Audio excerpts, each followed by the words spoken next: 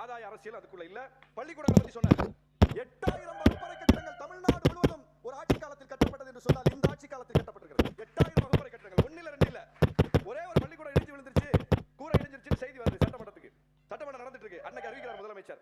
பேராசிரியர் அன்பழகனார் பெயரில் கல்வி முன்னெடுப்பு திட்டம் என்கிற பெயரில் எல்லா பழுதடைந்த பள்ளி கட்டடங்களும் இடிங்க. ஒரே ஆணையில. இந்தியாவில் எந்த ஸ்டேட்லயாவது ஒரு ஜியோல பழுதடைந்த அத்தனை பள்ளி கட்டடங்களும் இடிக்கப்பட்டதாக ஒரு ஜியோ காட்டுங்க. தமிழ்நாட்டில் உண்டு. இந்த ஆட்சி காலத்தில் போடப்பட்ட ஜியோ எல்லாத்தையும் இடிச்சாங்க. இடிச்சிட்டு அப்படி விட்டாங்களா? எங்கெல்லாம் இடித்தார்களோ அங்கெல்லாம் புதிய கட்டிடம் கட்டப்பட்டிருக்கிறது. பள்ளிக்கு பள்ளி கட்டப்பட்டிருக்கிறது. 8000 வகுப்பறைகள் கட்டப்பட்டிருக்கிறது. எல்லா பள்ளியும் ஸ்மார்ட் கிளாஸ். இன்னைக்கு ஸ்மார்ட் கிளாஸ் இல்லாத ஒரு ஸ்கூலை நீங்க காட்டிட்டா நாங்க வாபஸ் வாங்கிறோம். நீங்க விமர்சனத்தை வைப்பதாக இருந்தால் காத்திரமான விமர்சனத்தை வையுங்கள். நாங்களும் இந்த அரசின் மீது பல்வேறு விமர்சனங்களை வைக்கிறோம்.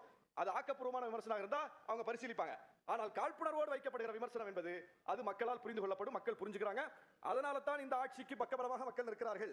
அதனால தான் 2019 தேர்தல், 2021 தேர்தல், 2024 தேர்தலில் தொடர் வெற்றியை கொடுத்தார்கள்.